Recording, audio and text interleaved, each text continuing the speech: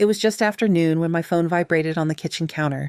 I was rinsing coffee grounds from my French press, the window cracked open to let in the spring breeze, when the alert flashed across the screen. $3,000 withdrawal from joint checking. Chase. I didn't drop the glass. I didn't shout. I stood still for a long beat, water running over my fingers, eyes fixed on the words like they were a dare.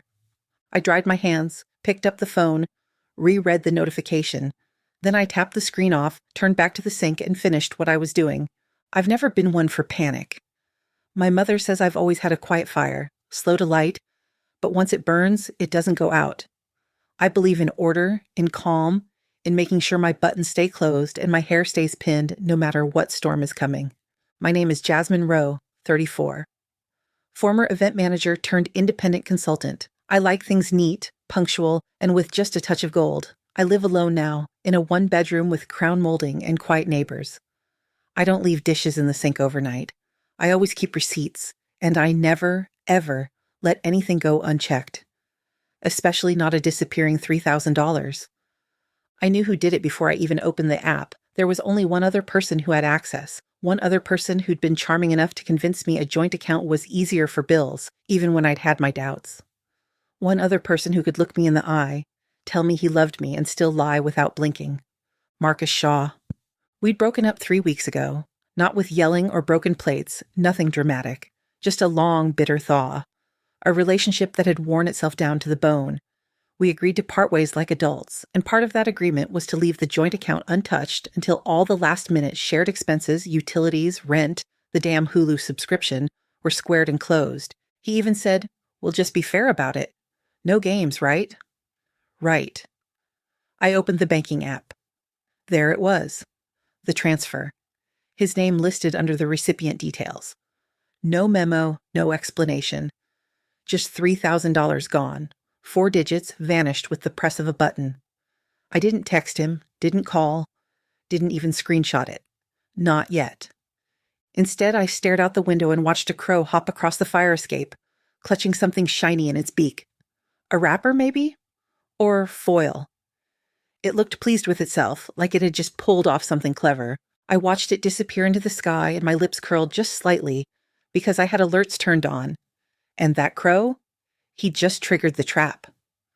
The night we ended things, it didn't feel like an ending, more like a meeting that ran long with nothing left to say. We sat on opposite ends of the couch, wine glasses untouched, some old jazz playlist humming low in the background. Marcus tapped his fingers against his thigh. He always did that when he was trying to seem unbothered. I folded my hands in my lap and kept my voice even. "We'll split everything clean," I said. "I'll take care of the final rent. You handle the power bill. We close the joint account after that." He nodded like it was nothing. Like months of shared groceries, weekend getaways, split Ubers, and sushi dinners could just be wrapped in a bow and walked away from. "No drama," he said, reaching for his glass. "We're not those people." It almost made me laugh, because Marcus hated drama, as long as he wasn't the one being called out. He liked things smooth, undisturbed, as long as he could move through life without consequences. But I didn't argue. We made our little list, drew lines down the center like we were splitting up furniture in a divorce we never got to have. The joint account was the last thing on the page. I remember the way his eyes lingered on it, just a little too long. "I'll leave it alone," he promised. "You'll see." And I wanted to believe him. I really did. Not because I still loved him, those feelings had packed up weeks before the conversation, but because it would have been so much easier if he'd just let it be, if he'd left that one thing unspoiled. We shook on it. 2 adults, 2 signatures on a shared lease, a shared Spotify account, a shared life that was quietly folding in on itself. The next morning, he moved out, left behind a half-used bottle of cologne, 2 pairs of socks, and a bag of almonds in the pantry I knew he'd forget. I stood in the doorway after he left, arms crossed, breathing in silence like it was something new. I thought that was the worst of it. The slow unraveling, the awkward calls about final bills, the absence where conversation used to live.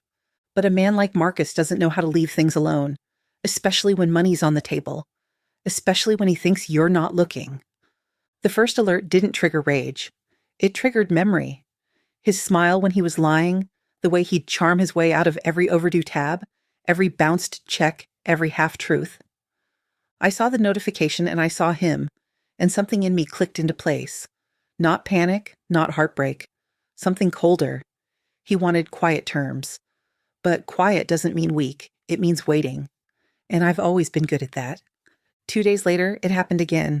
I was in line at the post office, arms full of returns, when my phone buzzed in the side pocket of my tote. I didn't check it immediately. I kept my place in line, nodding along to the hum of impatience around me, tapping my thumb against the padded envelope. When I got back to the car, I pulled out my phone and read the message. A $5,000 withdrawal from the joint checking account. This time, I did screenshot it. Still no reaction on my face. Not even a blink. Just a small inhale through my nose, steady and slow, like I was bracing for a gust of wind that never came. I sat in the driver's seat for a moment, not turning the key, not moving, just thinking. 5,000? Not 3, like before. Bolder now, faster. Like he was racing against something. Did he think I wouldn't notice? That I'd forgotten the account existed? That I was too heartbroken or too disorganized to track what was mine? Or maybe worse, maybe he thought I was too soft to do anything about it. Marcus always underestimated quiet. He mistook calm for complacency. Assumed that because I didn't throw scenes or speak in ultimatums, I wouldn't stand up when it mattered. But I was already standing. He didn't know I'd printed the first transaction, that it was already in a manila folder on my desk, clipped and labeled. He didn't know I'd called the bank the night after the first ping, asking questions. Polite, curious questions, the kind that come with a paper trail. He didn't know I was documenting everything. But he would. I started to compile. Not just the alerts, but the details. Dates, times, amounts, copies of our initial agreement, screenshots of texts confirming our split. I highlighted his name where it showed up in the outgoing transfers and organized it like I was preparing a client report. It felt clinical, efficient. Like muscle memory from my old job was waking up again. The part of me that managed events, solved chaos before it unfolded. The part of me that knew how to make a mess look like it never happened at all. But this time, I wasn't fixing anything. I was building something. A case. Back at home, I spread the printouts on the table, each sheet another notch in the timeline, the sum growing beneath my fingertips. $8,000 gone. I pulled out the last receipt and placed it on top. The folder felt heavier than it should have. I stared at it for a long time, then closed it. He thought I wouldn't act, that I just absorb the loss and move on. He didn't understand this wasn't just about the money. This was about the assumption that I'd stay quiet forever. And if he thought I was finished watching, he had no idea what I was capable of when I moved in silence. By the end of the week, I had every piece. The bank's website made it easy. Log in, filter by date, export. Each transaction came stamped with time, method, and recipient. No ambiguity, no wiggle room. Just numbers and names, and his kept showing up. I printed each one and laid them out in rows on the dining table, the way I used to map seating charts for corporate galas. I'd match guests with dietary needs, balance VIP egos, and still keep it under budget. Precision was never optional in my line of work, and now it wasn't just a habit, it was fuel. Each transaction was its own breadcrumb. I followed them backward, tracing the pattern. The first 3,000 withdrawal had come late at night. The second, mid-afternoon, right after his usual gym hour. I knew his rhythms, when he'd be distracted, when he'd think I wouldn't be watching. It almost made me sick how familiar it all was. But there was a strange power in it, too. I created a timeline, highlighted the amounts. Color-coded notes next to each one. The date, his likely location, any texts we exchanged that day. I flagged the transactions that overlapped with the bills we agreed to pay. None of them did. Every dollar was him helping himself, casually, like he was plucking fruit from a tree he didn't plant. I found the final rent payment I made, the one he promised he'd split. I added that to the file, another lie documented. Then came the texts.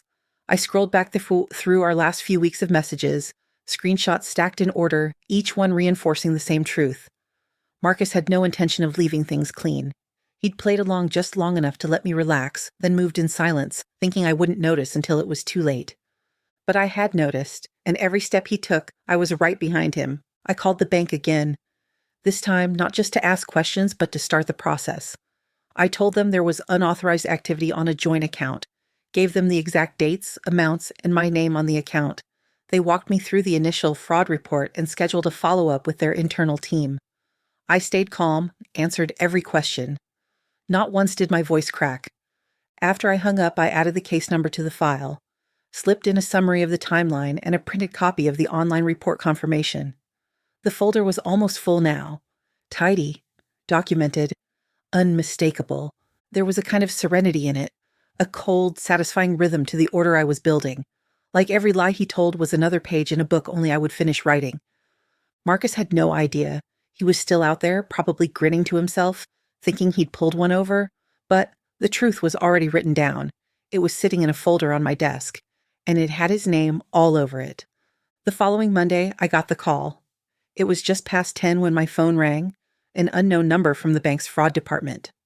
I answered on the second ring, my voice calm, polite. The woman on the other end confirmed my identity, then began the protocol. Cross-verifying dates, account numbers, my signature on the joint agreement. Her tone was clipped but professional. She'd done this before. I sat at my kitchen table, the folder open beside me, each page ready in case she asked. When she did, I flipped cleanly to the printout, read off the amounts. When she asked for context, I gave her the bare facts. Our breakup, the verbal agreement to leave the account untouched, the sudden withdrawals with no communication. No, I didn't authorize them. Yes, we both still had access. Yes, I understand the limitations of joint account protections, I said without emotion, but I'm submitting this as a case of intentional misuse. She paused at that, then asked for documentation. I told her I'd already scanned and uploaded everything through the portal the night before. There was a silence, brief but weighty, and then she said she had it pulled up. Everything's here. You've been thorough, she said. I didn't smile. I simply replied, I like things in order. The call lasted just under 20 minutes, but by the end of it, I had a confirmation number, a case file, and a scheduled review with their internal risk team. They were flagging the account for suspicious activity, freezing outgoing transfers until the matter was resolved. I hung up, set the phone down, and looked across the room. The sun had shifted, casting long slats of light across the table. It was quiet. No music, no traffic, just the sound of the refrigerator humming in the background. For the first time in weeks, I felt something loosen in my chest. Not relief exactly, but something close to steadiness. Control, maybe. Or resolve. He'd taken $8,000, but he'd given me something too. Proof, momentum, the chance to act on my own terms. Later that afternoon, I received the official freeze notice from the bank. The email came with a crisp header and a full breakdown of the actions taken. I printed it, punched 3 holes, and added it to the folder. The spine was starting to strain. I thought about Marcus, where he was, what he might be doing. Maybe he tried to withdraw again that morning, entered his passcode with casual confidence only to see the red flag. Maybe he panicked. Maybe he hadn't noticed yet. Either way, I wasn't going to tell him. Not yet. Let him sweat. Let the silence stretch just a little longer. The game was shifting, and the next move would be mine. The next alert came on a Wednesday morning. It buzzed in just as I was stepping out of the shower, steam still curling off the mirror. I wrapped the towel tighter around me, wiped a circle of glass clear, and glanced at my phone on the vanity. Failed transaction alert. $2,000 transfer attempt declined. I stared at it, letting the warmth of the water fade off my skin, replaced by something sharper. Not anger, satisfaction. The trap had sprung. He'd tried again. Tried to sneak more money out, probably thinking he still had room to maneuver, but the freeze I initiated had worked. The account was sealed tight. The notification was a quiet victory, one I'd earned line by line, page by page. I got dressed slowly that morning, pulled on my softest sweater, jeans that fit just right, the boots I usually saved for meetings. There was no one to impress, no one to answer to, but the way I carried myself mattered. I brewed coffee, sat at the kitchen table with the folder, and opened to the last page. Then I printed the failed alert and tucked it in behind the others. Another entry in the record. Another brick in the wall. I imagined him sitting in his car or at his kitchen counter, phone in hand, blinking at the same alert. Maybe he thought it was a glitch. Maybe he swore out loud, tried again, got the same denial. Maybe, just maybe, he realized I wasn't asleep at the wheel after all. That was the part that made me smile. Not the money, not the revenge. The shift. The moment someone who thought they had you pegged suddenly doesn't know where they stand. I didn't reach out. Still no texts, no warnings, no, "I know what you did." I let the silence thicken, let the system speak for me. Later that day, the bank followed up with a status update. They'd completed their initial fraud review.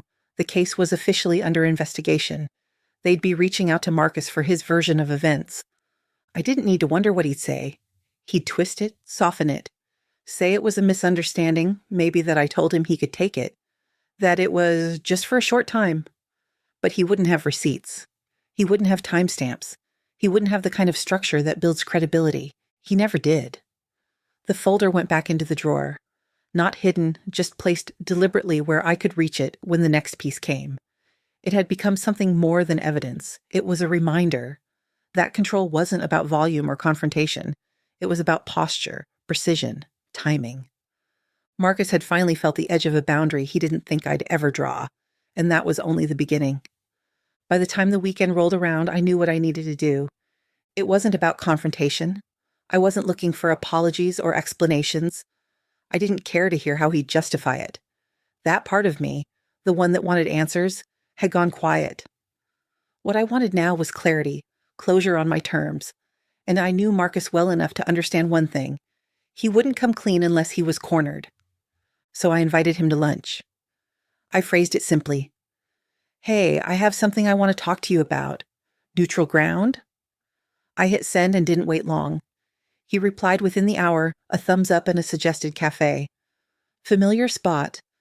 We'd gone there when things were still good, when Sundays meant coffee runs and idle conversations about future plans. He probably thought I wanted to reminisce. Or worse, that I missed him. That suited me just fine. The morning of, I got ready like I would for a casual client meeting. Not overdressed, not too polished, just deliberate. Neutral trench coat, the one with clean lines and sharp shoulders. Black boots with a quiet heel. I pulled my curls into a loose bun, let a few strands frame my face. Gold hoops, lip balm. Understated, but intentional. I slipped the folder into my tote bag and checked it twice before I left. Every printout was in place. Transaction logs, the timeline, the fraud report confirmation, screenshots of our texts. I'd even added a brief cover page that summarized the sequence of events. It wasn't for drama. It was documentation, structure, facts, not feelings. The cafe was already half full when I arrived. I chose a table near the window, one that gave me a clear view of the entrance. I ordered water, nothing more. The folder stayed zipped inside my bag, untouched. Marcus walked in 10 minutes later, sunglasses perched on his head, wearing that same easy grin he always defaulted to. Designer sneakers, fitted jacket, watch peeking from under his cuff. Still trying to look effortless, still trying to charm the air around him. He leaned down and gave me a quick hug, light and smooth. "You look good," he said, sliding into the seat across from me. "Glad we're doing this." I nodded, offering a small smile. "Yeah, me too." He ordered a drink, then started chatting, something about work and how he'd been thinking about traveling again. I let him talk. Let him believe this was going to be a soft exchange, a gentle close to something already dead. But my hands rested lightly on the bag in my lap, and I could feel the weight of the folder pressing against my thigh. This wasn't a reunion, it was a reckoning, carefully wrapped in civility, and he didn't even see it coming. He was so at ease it almost felt rehearsed. Marcus leaned back in his chair, fingers loosely wrapped around his glass, as if we were two old friends catching up after a quiet season apart. He smiled at the waitress, made a joke about the weather, then turned back to me like none of this had weight. I let him settle. Let him speak in that easy rhythm of his. Light banter, small talk, soft self-promotion. He mentioned a new project he was starting, vaguely referenced some consulting opportunity that might be big, though he didn't elaborate. He was fishing for admiration, the way he always did when he wanted to reassert control without being obvious. I gave him nothing. Just nods, polite responses, a raised brow here and there. It wasn't silence, but it wasn't engagement either. Just enough to keep him talking. He hadn't asked why I wanted to meet? Not yet. That part struck me. His assumption that I had no agenda beyond conversation. Maybe he thought the breakup had left a loose thread I was eager to tie. Or maybe he believed I'd softened with time. He reached across the table, fingers brushing the base of my glass, and said, "I'm glad we could do this. Things don't have to be awkward between us, you know." I tilted my head slightly, absorbing the way he phrased it. Not a question, more of a suggestion, like he was offering me a storyline to follow. One where he remained the good guy, the reasonable ex, the one who stayed just charming enough to escape accountability. But I'd read this script before. The drinks arrived. I waited until the waitress was out of earshot, then leaned down, unzipped my tote, and pulled out the folder. I placed it gently on the table between us, my fingers still resting lightly on the cover. His smile faltered for just a second, just enough to catch. "What's that?" he asked, voice still casual, though a slight edge crept in around the syllables. I slid it forward. "Documentation?" He didn't move immediately. Then, curious or maybe cautious, he opened the folder. The first page stared back at him, transaction log with his name circled in clean red ink. He turned the page and then the next. Timeline, screenshots, report summary. I watched the shift in his posture, the slight tightening of his jaw, the way his fingers hesitated at the corners of the pages. Still, I said nothing. He glanced up at me, clearly trying to gauge how much I knew, how far I'd taken this. I met his eyes without blinking. My silence wasn't an invitation, it was a verdict. Across from me, the man who once prided himself on control looked like someone realizing the story had changed, and he hadn't written the ending. I lifted my glass slowly and took a sip. Let him sit with it. Let him read. Let him understand that the ground beneath him wasn't as steady as he thought, and I didn't need to raise my voice to make it shake. Marcus flipped through the folder slowly, like maybe if he moved carefully enough, he could stop the damage from being real. His eyes scanned each page, his lips parting just slightly as the timeline unfolded in front of him. I watched his fingers tremble at the edge of the fraud case confirmation. He didn't look up right away. Instead, he paused at the screenshots of our text messages, the ones where we agreed to leave the account untouched. The evidence was written in his own words, time-stamped and clear. There was no room for interpretation, no wiggle space left. Finally, he cleared his throat and said, "Jazz, I didn't think it was going to be a big deal." His voice was low, tentative, like he was testing the waters to see how much ground he still had. I kept my gaze steady, let the weight of my silence stretch between us until it nearly bent the air. He tried again. "I meant to pay it back. I just needed it temporarily.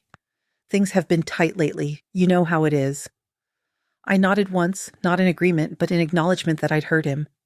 My expression didn't shift. "The account's been frozen," I said plainly. "Flagged by the bank, under investigation." That was when it hit. His face twitched, just once, a flicker of panic breaking through the practiced charm.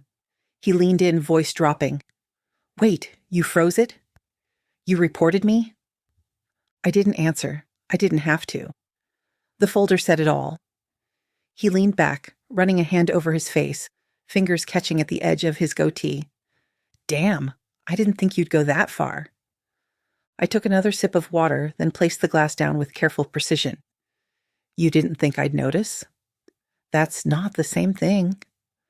His jaw worked like he wanted to argue, but no words came. He reached for the folder again, flipping back to the transaction logs, as if reading them a second time might change what was already written. It didn't. He mumbled something about being under pressure, about bills and unexpected expenses. None of it landed. None of it mattered. What mattered was that he'd looked me in the eye, promised me fairness, and then quietly siphoned money from a shared account like I wouldn't care. Like I wouldn't act. I stood, sliding my chair back without a sound, and reached into my coat pocket to pull out a 20. I placed it under the edge of my glass, weighed down just enough to keep it from blowing away when the door opened. "I'm done here," I said, adjusting the strap of my tote over my shoulder. The bank will follow up. Maybe law enforcement, too. That's not my part anymore." As I walked out, I didn't glance back. I didn't need to. He'd been served everything he thought I'd never say, in words quieter than he ever expected. I didn't go far after leaving the cafe, just across the street to a small park bench shaded by an overgrown elm. I needed air, not because I was rattled, but because the quiet felt earned. I could still see the table where we'd sat, where Marcus now lingered, staring at the folder like it might explain itself differently if he read it enough times. He wasn't moving. Just sitting there, the corners of the folder pressed flat against the table, his shoulders hunched the way they always did when he didn't know what to say. For a man so used to scripting charm, he was suddenly speechless. From my bench, I watched the way he flipped back to the beginning, the red ink circling his name on the transaction logs catching in the sunlight. He skimmed the timeline again, then paused on the cover sheet I'd written, a simple breakdown of the account misuse, clear and methodical. No frills, no accusations, just facts, strung together with the kind of order that couldn't be argued with. I knew exactly what was happening in his head. He was doing the math. Not just the money, but the reach, the impact. Trying to figure out how far I'd taken this, how much ground I'd already covered before he even knew he was in trouble. For once, Marcus wasn't ahead of the situation. He wasn't even in control of the narrative, and he didn't know how to function like that. He looked up, scanned the room, probably wondering if I was still watching. I stayed seated. From this angle, I could see everything, the confusion in his eyes, the slight crease forming between his brows, the edge of disbelief that I'd pulled this off so cleanly. He always knew I was capable. He just never thought I'd turn that capability on him. Eventually, he closed the folder, but not with resolution. It was more like a stalling gesture, like if he kept it shut long enough, the contents might stop being true. He ran a hand over his mouth, exhaled sharply, then leaned back in the chair, staring into the middle distance as if a solution might float by. It wouldn't. He was in a place he didn't understand, an honest, quiet reckoning that came without shouting or spectacle, just paper, timestamps, and unshakable truth. There were no emotional theatrics to latch onto, no righteous anger he could twist into mutual blame, just the reality that I'd seen him, tracked him, and acted before he ever thought I would. Watching him now, I didn't feel triumphant. I felt precise, like something had finally landed where it belonged. He thought I'd come to that table looking for closure, but the only thing I was offering was the truth, in full, on record, and without apology. Marcus finally stood up after 20 minutes. He didn't leave the folder behind. He tucked it under his arm, careful and tight, like maybe protecting it could soften what it contained. He walked toward the exit with a stiffness I recognized, his pride trying to walk straight while everything underneath buckled. I stayed seated, watching as he paused outside the cafe, looked both ways, then pulled out his phone. He didn't call, just stared at the screen, probably scrolling through texts, maybe even rereading ours. Looking for some loophole he could wedge himself into, but the facts didn't shift, no matter how many angles he tried to view them from. He hadn't expected the freeze. That much was obvious. In his mind, the account was still his to navigate, a shared space he could dip into under the guise of past intimacy and mutual benefit. He hadn't imagined I'd sever access before the confrontation even happened. That was the part that rattled him most. Not just that I knew, but that I'd already acted.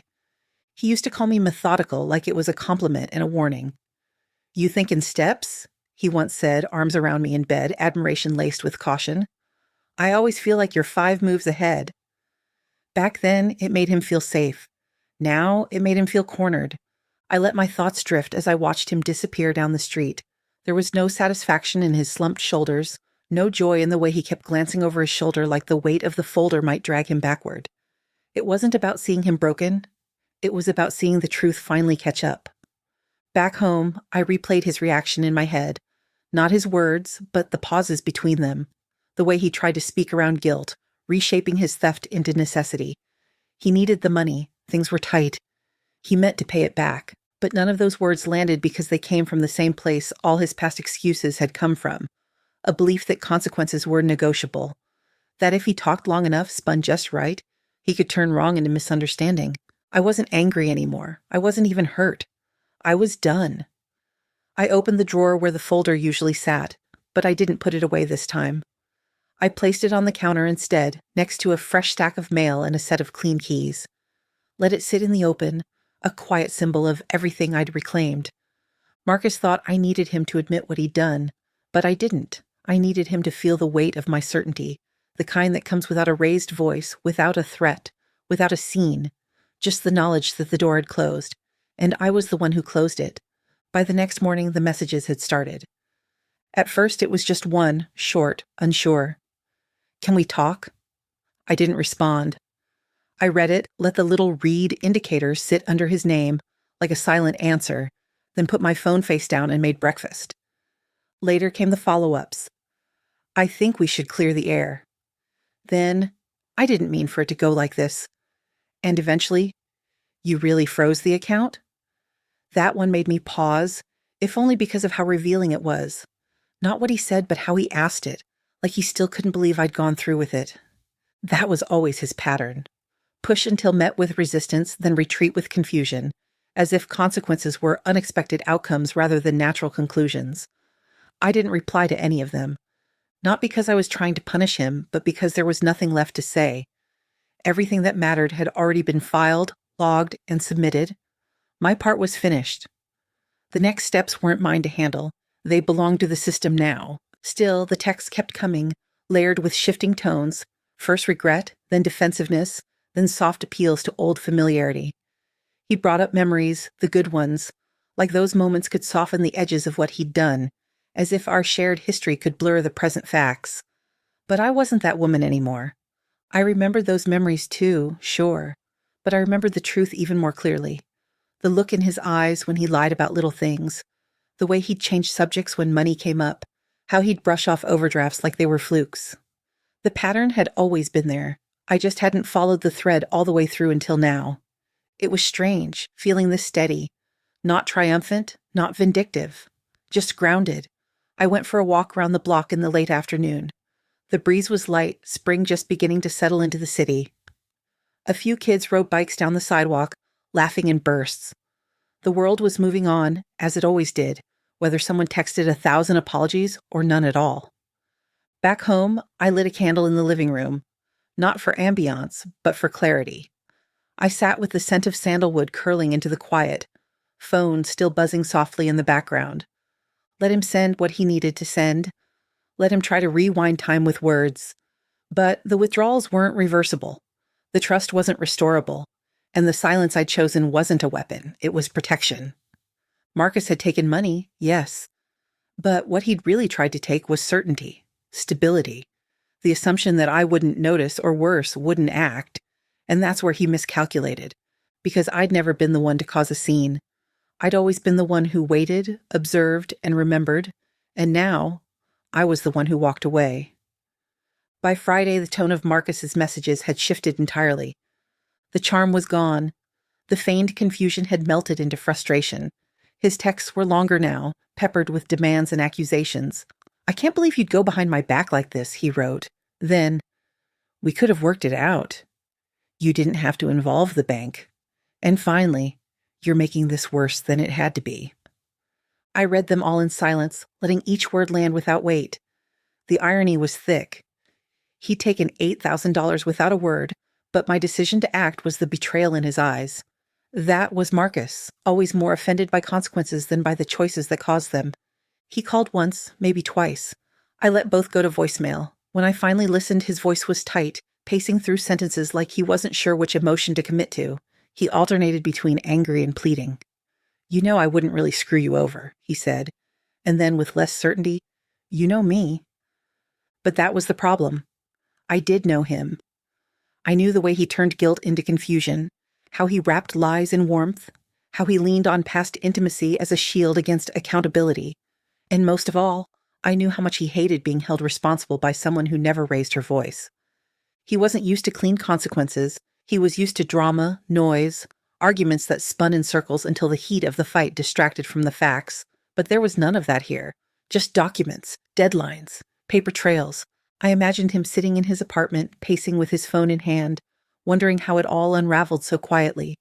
He never expected a folder on a cafe table to hit harder than any shouting match ever could. That weekend, I muted his number. Not blocked, just silenced. I didn't need to engage.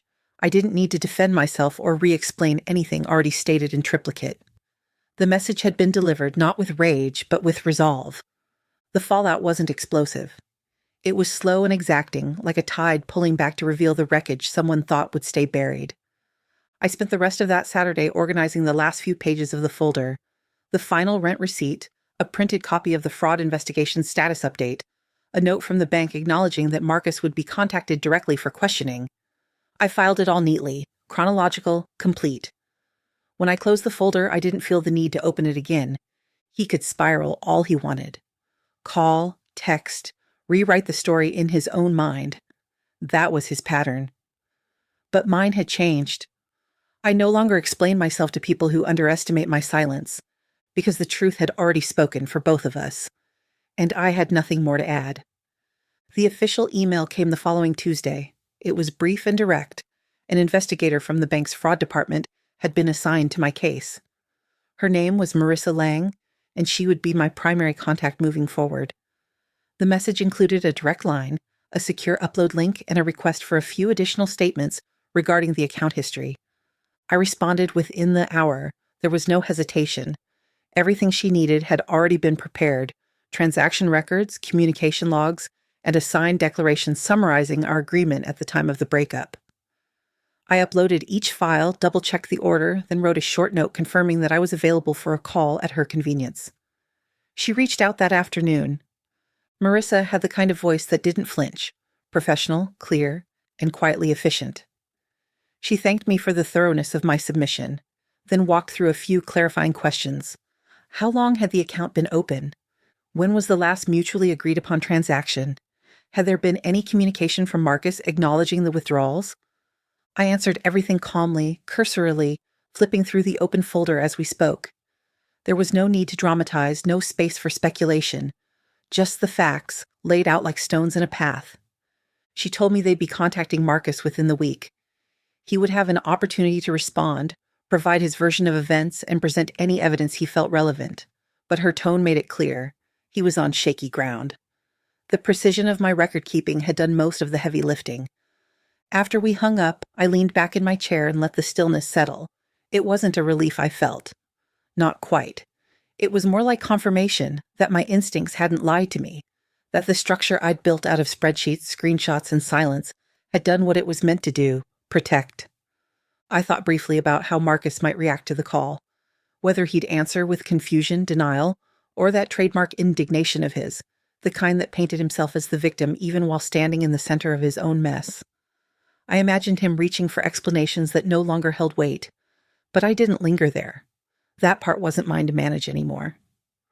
I closed the folder for the last time that day, not out of finality, but out of closure. It had served its purpose. What came next would unfold without me needing to steer. The investigation was underway. The silence had done its job, and I had no intention of stepping back into a story I'd already ended with clarity. Because justice, when it's rooted in truth, doesn't need noise to land. Just patience, documentation, and the willingness to act when silence stops being enough. In the quiet days that followed, the weight of the confrontation didn't press down. It lifted. Not because the issue was resolved, but because the fog had cleared. The lies, the deflections, the soft manipulations that had once felt like background noise now rang like sirens in hindsight. I began to replay moments I'd once brushed off, now seeing them for what they were: early warnings dressed as charm.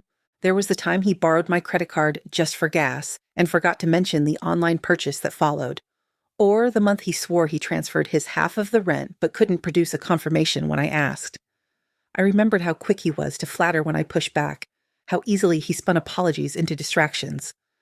At the time, I told myself not to overreact. I gave him the benefit of the doubt more times than I should have, chalked up inconsistencies to forgetfulness or stress. Because when someone tells you they love you with enough warmth, it's easy to let the red flags blur into soft pinks. But now, with everything documented and exposed, I saw those moments not as isolated missteps, but as echoes of a larger truth. Marcus didn't take accountability. He took advantage. He relied on silence, on charm, on the idea that I was too measured to confront and too loyal to walk away. And for a while, he was right. I had absorbed the tension, filed the doubts away in the drawer marked later, hoping that consistency would grow out of chaos if I just stayed steady long enough. But consistency never came. Only cycles. And this last theft wasn't a deviation.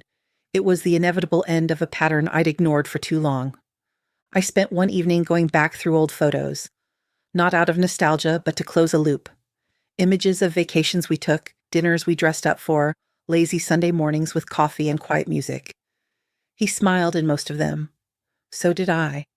But even there, beneath the surface, I could see it now. The unevenness, the effort in my eyes, the ease in his. There had always been a quiet imbalance, an invisible scale I kept trying to level with more patience, more grace, more chances, until it broke. This wasn't about $8,000. It never really was. It was about the erosion of trust, one withdrawal at a time, emotional, financial, psychological. each one a subtraction from the version of us I kept trying to hold together. But the account is closed now. Not just the bank one, but the emotional one too. And as I sat in that stillness, I realized I didn't feel loss. I felt aligned, like I'd stepped back into myself, reclaim the part that had gone quiet trying to keep the peace. The echoes were still there, but they didn't haunt me. They warned me. And this time, I listened. It was a Thursday afternoon when the final message arrived. Not from Marcus this time, but from the bank. The subject line was clinical, fraud case status update, but the contents were clear. The investigation was complete. My claim had been substantiated. They deemed the withdrawals unauthorized under the joint terms, and Marcus's access had been permanently revoked. There were a few legal phrases about restitution and follow-up steps, along with contact information should I wish to pursue formal charges through law enforcement. But I didn't need a courtroom. I already had what I came for: acknowledgement, validation, and closure in black and white print. I sat with the email open on my laptop, the cursor blinking beside the last sentence. It was a strange feeling, sharp and soft at once. There was no dramatic music, no rush of triumph, just a quiet sense of arrival. I'd built a wall of facts, brick by careful brick, and now it stood complete. I thought about forwarding the email to Marcus. Just a simple click, a subject line that said, "Here's the outcome." But I didn't. There was nothing he needed from me anymore. Nothing I owed him, not even awareness of how it ended. Let the system speak for itself. Instead, I printed the email, hole-punched it, and slid it into the final slot in the folder. The last page, the final statement. Not just from the bank, but from me. That night I made tea and stood by the window watching the street lamps flicker to life. It had rained earlier, and the pavement still glistened with the memory of it. The city moved on, indifferent, steady. Somewhere out there, Marcus was probably still telling himself a version of events that painted him in softer tones. But that story no longer touched me. The folder now lived in my filing cabinet, neatly labeled and alphabetized. I didn't feel the need to revisit it. It wasn't a trophy, it was a record. Proof of what happens when someone underestimates quiet strength. In the weeks that followed, my life settled into something smoother. Work was steady. Mornings were mine again. The tension that used to hum in the background, the low-level anxiety of waiting for the next oversight or broken promise had vanished. I could breathe. I could exhale fully. What Marcus took was tangible, sure. But what I reclaimed was deeper. The right to define my own boundaries, to act without apology, to trust my instincts even when the world told me to soften them.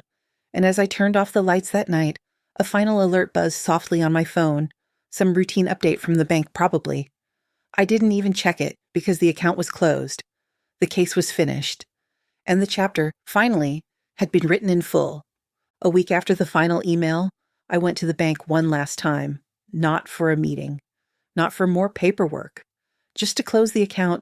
The branch was quiet, tucked in the corner of a plaza I'd driven past 100 times. I'd always meant to switch to a different bank, something less tangled in the memory of shared logins and dual signatures. Now, I finally had a reason. I waited in line behind an elderly couple who chatted warmly with the teller. When it was my turn, I stepped forward and explained what I needed. Simple, final. The account was flagged and frozen, but still technically open. I wanted it gone. The woman behind the counter pulled up my file and nodded without question. She didn't ask why. She didn't need to. It only took a few signatures, a few clicks, and then it was done. She slid a printed receipt across the desk. "You're all set," she said, offering a polite smile. I thanked her, folded the paper neatly, and tucked it into my wallet. As I walked out of the building, the sunlight hit a little different. Not brighter, not warmer, just clearer. Like the air had thinned. For so long, that account had symbolized something I didn't want to admit. A tie that lingered after the relationship ended. A shared space that should have been shut long ago. It wasn't just financial. It was an emotional residue. A placeholder for trust that no longer existed. And now it is gone. I drove home with the windows down, letting the wind thread through the quiet. No music, just the soft rhythm of tires on pavement and the occasional whisper of passing cars. At home, I emptied my wallet of the receipt and placed it in the very back of the folder. One final page for completion. Then I sealed the folder in an envelope, labeled it discreetly, and filed it in the cabinet under Personal Archive. It no longer needed to be at arm's reach. The space it once occupied on my desk now held a stack of fresh notebooks, blank pages waiting to be filled with something better, something future-facing. I made tea and took it out onto the balcony. The air was cool, laced with the scent of rain from the night before. I watched the city move beneath me, people rushing to appointments, kids laughing on bikes, lives unfolding with their own rhythms. Marcus wasn't a part of mine anymore. Not in action, not in emotion, not in residue. The account was closed, the reports were filed. The silence had spoken, and I had done what he never expected, ended it not with noise but with structure, not with fury but with clarity. The break was clean. Not because it had been easy, but because I'd made it that way, on purpose, on record, on my terms. Somewhere along the way I stopped checking for messages, not out of avoidance, but because I no longer expected anything meaningful to come from that direction. Marcus had gone quiet, or maybe I just tuned him out so completely that even his noise no longer registered. Either way, the silence remained intact, and this time it felt earned. I still got banking alerts, still let them ping softly on my phone when transactions cleared or balances changed.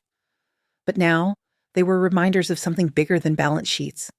They were symbols of vigilance, of boundaries, of paying attention to what moves beneath the surface. And that vigilance didn't come from fear. It came from strength. I thought about the woman I'd been at the start of all this, the one who wanted to believe that civility would be enough, that mutual respect could stretch far enough to hold the weight of shared history. She wasn't naive. She was just hopeful. But hope without discernment can become a liability. The lesson wasn't that trust is dangerous, it's that trust must be guarded by clarity and choice. I chose, finally, to put myself at the center of the equation, to stop compromising structure for someone else's ease, to stop making space for someone who never intended to meet me halfway. And that choice didn't make me cold, it made me sovereign. I kept thinking back to something Marcus once said when things were still good. You've got this calm that's almost intimidating. At the time, I'd laughed, brushing it off like a compliment I didn't fully understand. Now, I saw it for what it was, a glimpse of the strength he recognized even if he didn't respect it. That calm wasn't a weakness. It was the steel beneath the softness. The reason I didn't crumble. The reason I didn't need revenge dressed as chaos. Just truth, presented plainly and powerfully. It's easy to overlook quiet women.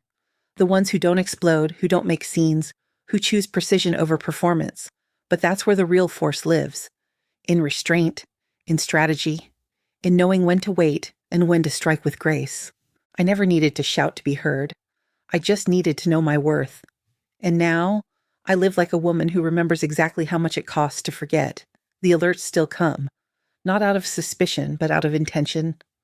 A quiet chime, a private vow. I am aware. I am accountable. I am watching. Not for danger, but to protect what I've built. Because in a world that keeps asking women to shrink, to tolerate, to overlook, there is nothing louder, nothing more radical than a woman who chooses herself. Fully, unapologetically, and without permission.